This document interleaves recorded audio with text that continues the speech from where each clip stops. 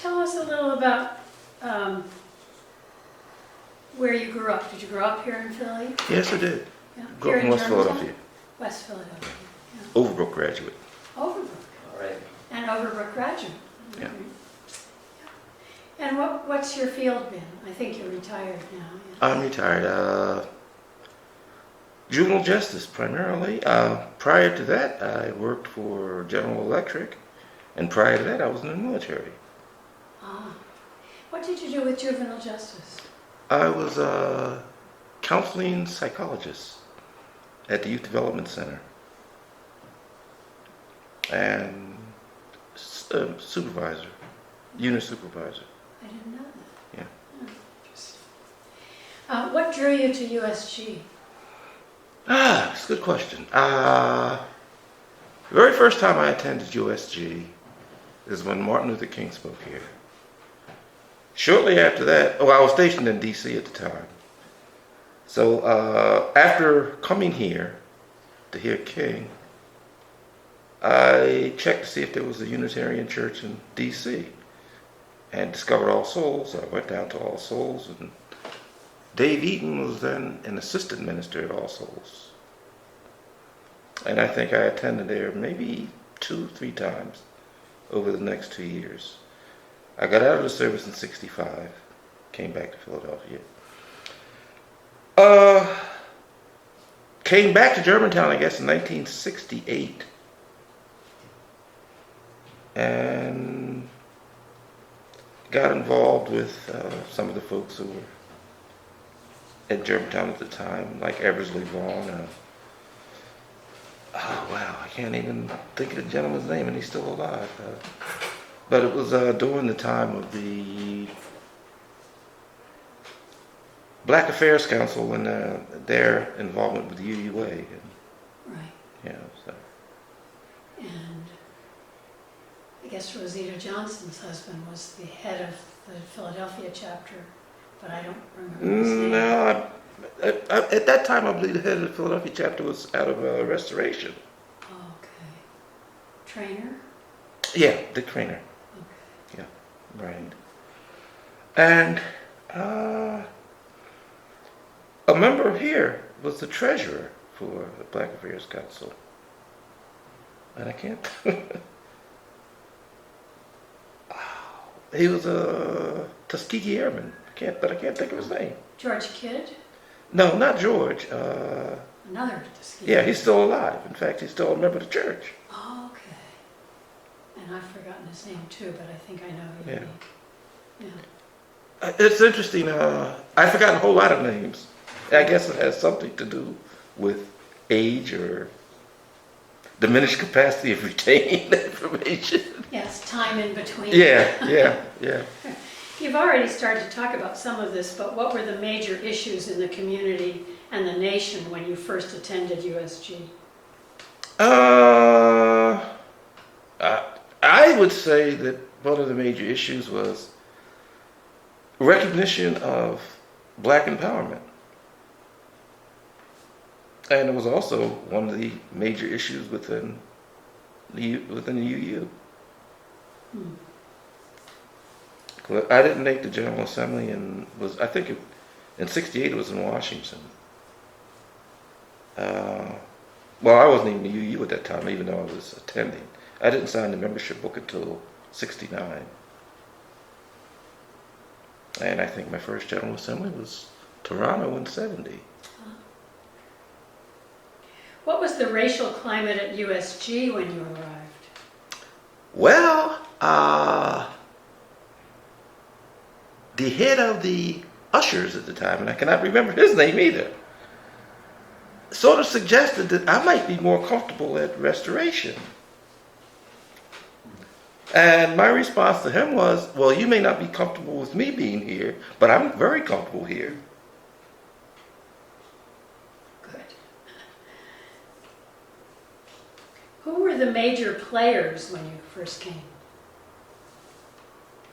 Major players? Well, here at USG, who was the head of the board? Who was... That's very... I had a close connection with Eversley Vaughn. And through him, I met most of the other. I was not, I have never been a church bench sitter. I was either in the kitchen drinking coffee or, let's see, I was one of the individuals that started the Sunday morning reading service. The fellowship hour? Yeah. No, is that what it was called? No, it wasn't called that. It was, we called it Coffee and Conversation Coffee and Conversation. at that right. time. And I can't even think of his name now. Well, I was gonna ask you next what your role was, and you've just begun to tell me. So you started He Coffee worked and at he was at the library Tom McConkey. at McConkey, right.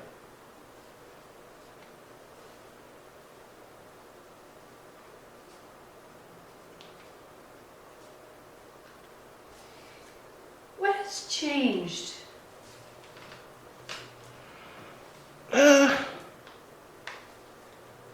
Well, someone asked me a question about 20 years ago about how the church could become more relevant. And my response basically was you need to open the doors and get some of the neighbors into the church. And that has happened.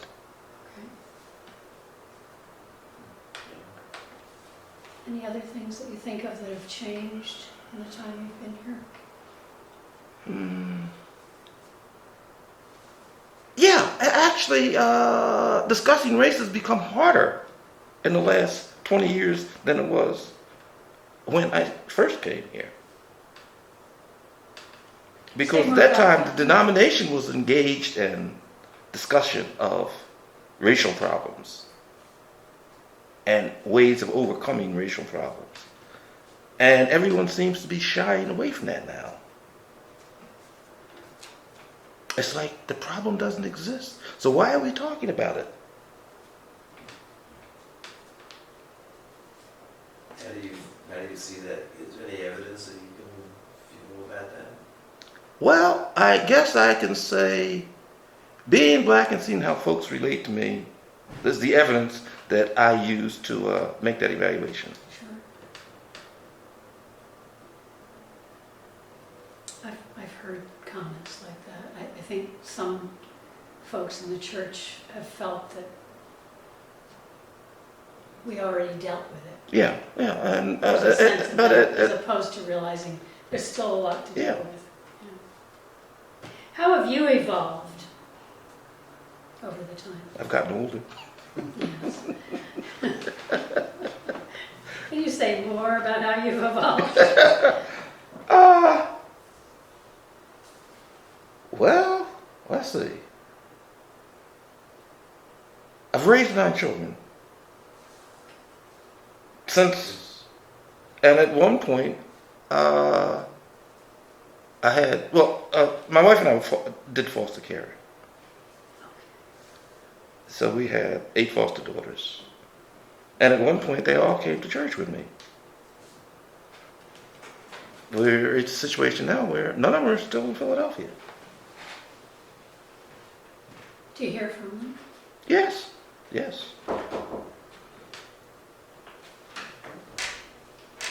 Well, Oh, you're filming. yeah, we still are.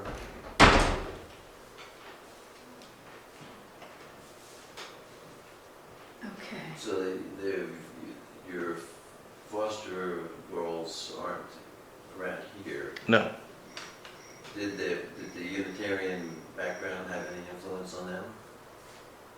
I think so. Most of them went back to their former religions, but I think it did have an impact on them. Looking forward, what changes would you propose or recommend? Well, at 72, I don't make too many recommendations on impacting other folks' lives. Oh, okay. Thinking of the UU 7 principles, what has your involvement meant to you? Well, not knowing the seven principles,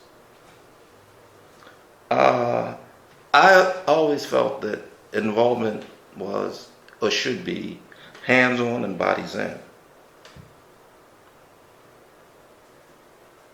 which would then mean that there has to be a commitment coming out of the mind.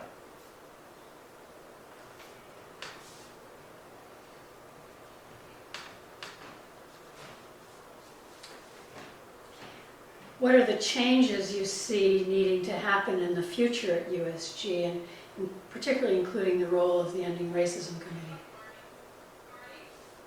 Well, never having sat down with the Ending Racism Committee, I don't know where they're going or how they plan to get there. So, I really couldn't respond to that particular question.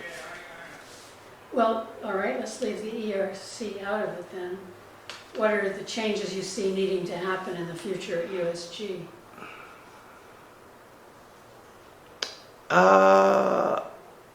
Extending the reach to bring in more of the community.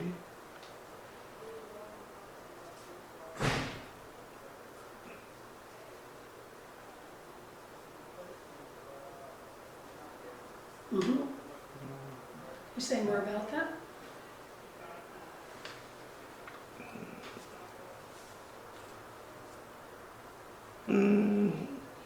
No.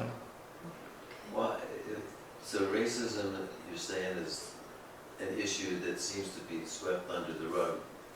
And, maybe these sexual issues are gaining more prominence, with the gay rights and transgender rights. And do you think those are?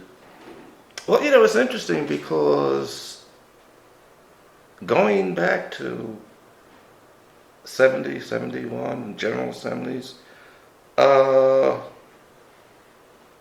most of the individuals who were involved with the Black Affairs Council, Buck, also had a relationship with the gay and lesbian community that were Unitarian Universalists, and we were pushing them into enforcing the denomination to deal with them also. In fact, the denomination came up with basically a gay and lesbian caucus before they would acknowledge the existence of the Black Affairs Council, because there was another group that called themselves Black and White Action, which were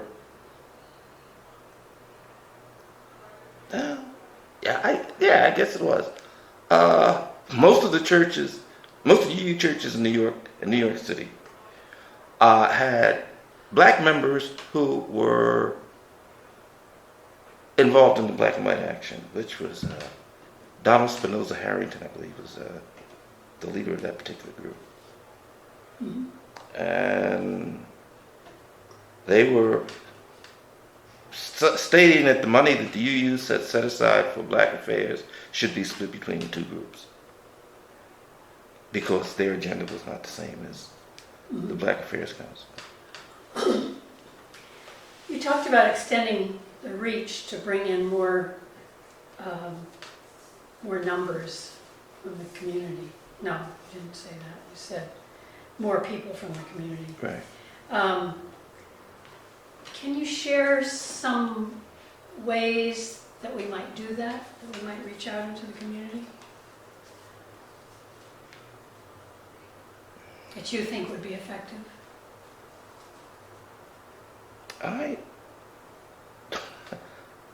Or that you would try if you were reaching out?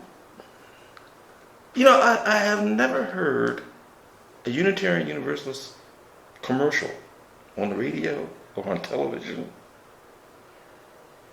It's like, we exist, but we don't want anybody to know we exist.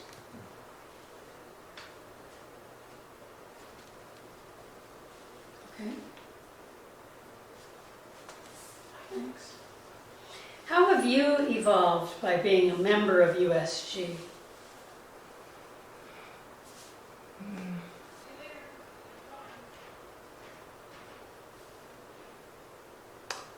Well, in the early 70s, I headed up a group which was the Pennsylvania Unitarian Universalist Legislative Lobby, or PULL, which was a statewide organization that tried to have a voice in Harrisburg and in Philadelphia as it relates to Unitarian Universalist philosophies and social justice issues within the city and the state. Can you talk more about it? Well, let's see. There has been a second reckoning of the organization. It's in existence now. I'm not sure what they call themselves, but I know that. The UU plan? Yes, plan. Yeah. But say more about what you did with the earlier group, the PAUU Legislative Lobby. Well, we had 3 lobbyists in Harrisburg who were actually members of the Harrisburg Church and were lobbyists for other concerns. But when we needed a voice in Harrisburg, we knew that there were 3 individuals that we could go to that could get to legislators and, bring across the message. Interesting. In fact, at one point, I think I testified before a Senate committee on victimless crimes and the Unitarian Universalist position as it relates to.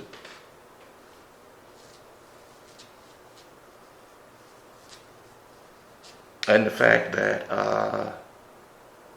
as far as victimless crimes were concerned, there were more minorities being charged with and committed to prison on victimless crimes, or what should have been considered victimless crimes. And even in fact, back in the 70s, marijuana was a big thing, but I don't think, and I still don't think, that marijuana should have been considered a crime.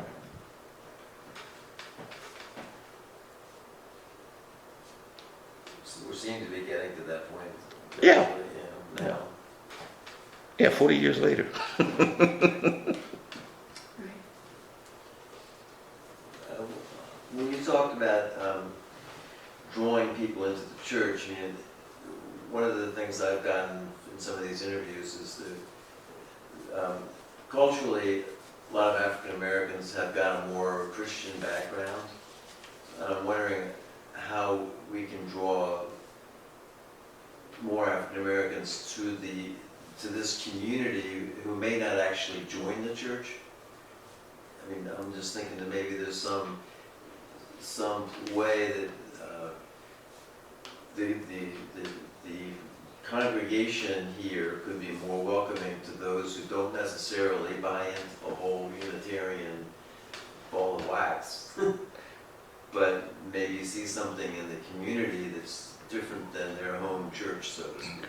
It's interesting that you would say that because, again, I'll go back to the 70s. And there was a split within the Black Caucus, the Unitarian Caucus, because there were individuals who were pushing for the establishment of Unitarians, supporting Black Unitarians establishing churches. And at one point, there were 6 Black Unitarian fellowships that were part of the Black Affairs Council.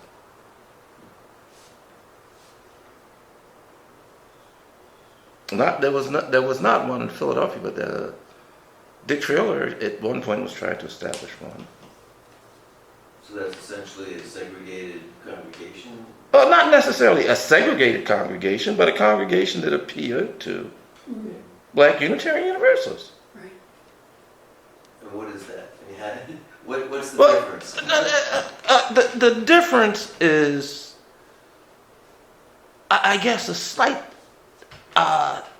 theological difference approach, which would, I guess, involve a little more singing, a little more preaching,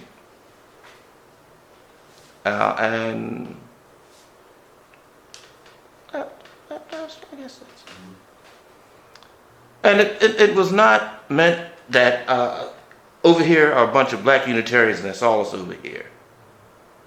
because there was, until about 2 years ago, a predominantly black Unitarian fellowship in Washington, D.C. that was a part of the UUA, but it was not a part of All Souls Church. But I think it originally came out of All Souls.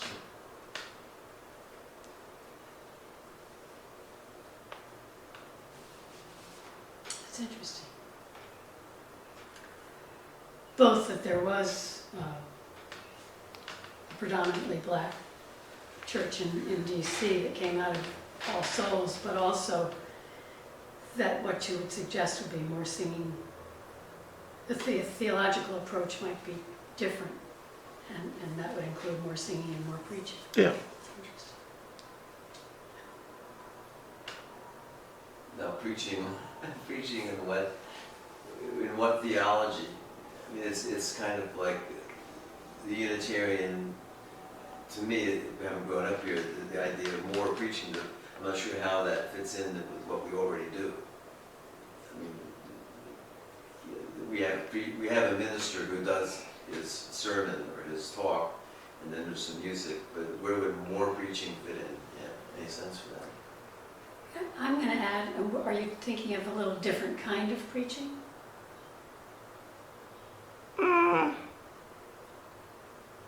Well, I really can't answer that because, like I said, I was never a bench sitter as a Unitarian. Okay. But what kind of preaching would you like to see? I would not like to see any You preaching. don't want to see any preaching, you just think we ought to have it. Now, well, you asked, how do you step out into the community to bring more people in? Absolutely. You know, you didn't ask me how I would step out in the community to bring more people in, but, Well, I would like to ask you that question. well, then, I guess the whole issue of social justice would then come into, yeah. Can you say more about that? But,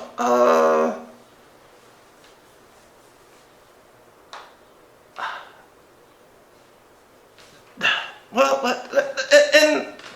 in the city of Philadelphia right now, I think there are upwards to 70,000 people in our prison system, if not the prisons, under the control of either the courts, the prisons, or the probation department.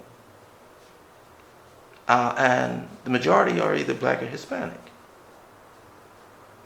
You know,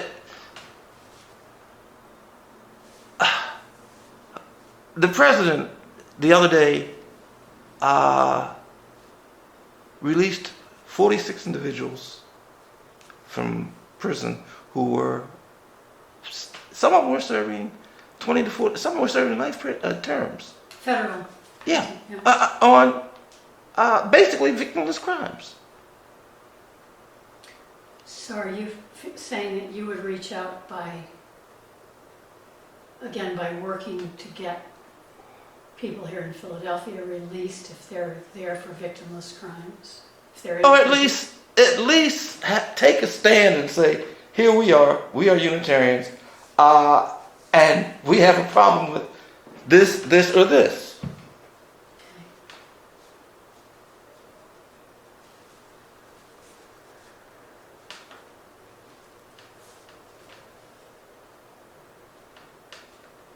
And while there are some members of this church who do indeed take that stand, your sense is that because the church as a whole doesn't take that stand, probably it, as you're seeing it, isn't reaching out into the community? Yes.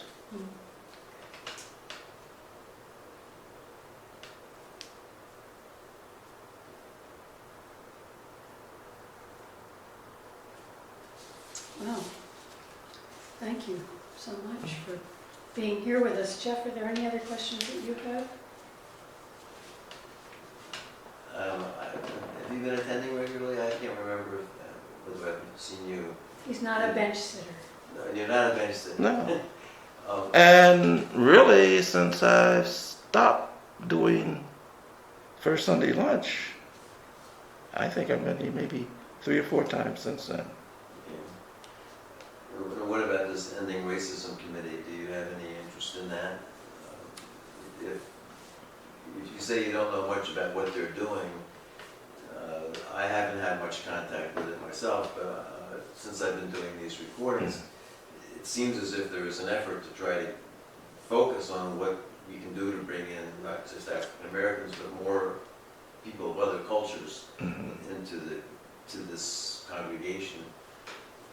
Wondering if they're doing something that might appeal to you. I guess I had to beg off by saying that I don't drive at night anymore.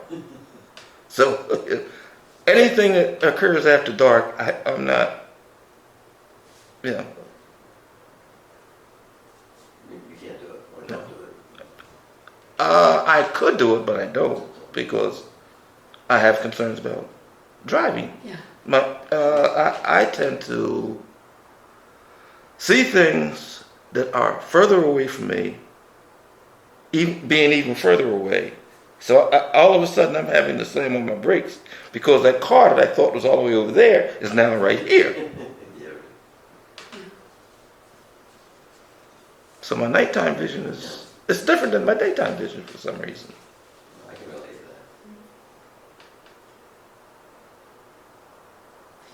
to that. The Ending Racism Committee has been working on a number of things, including anti-mass incarceration, not having all these folks in prison over such a long time for something as small as use of marijuana. And Now, at one point I was doing prisoner visits with the Friends Committee.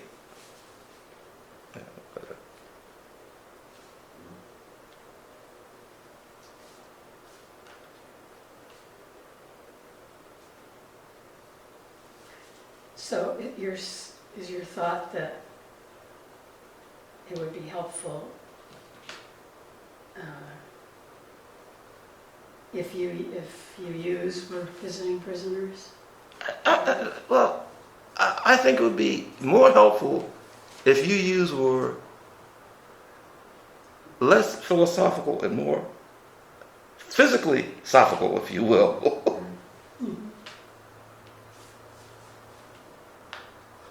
Yeah, feet on the ground, as you were saying. Yeah.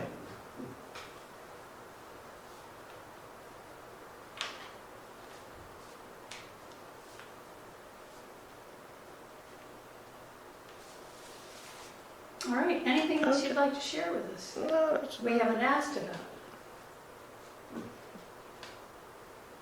No, that's about it, I guess. I'm looking at your T-shirt with the Ben Franklin on the $100 bills. I wonder if you have any feelings on who should be on the next dollar bill, whether it's the 10 or the 20.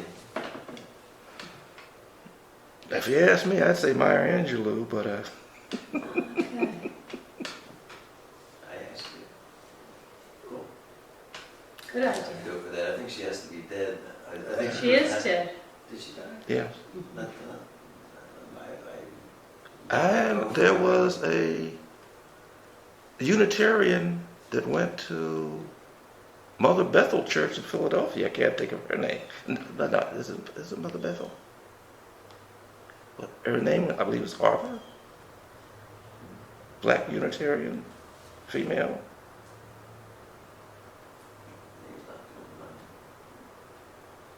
You mean earlier? Yeah. She's dead now, but Way earlier or in our lifetime? in the 20s and 30s. Or was that not Frances Ellen Watkins? Harper? or something? Yes, it is.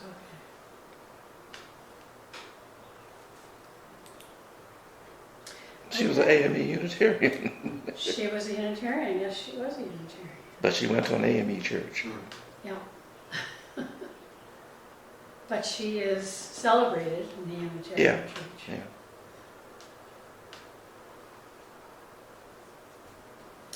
Thank you so much. Okay. Appreciate it. Oh. Mm.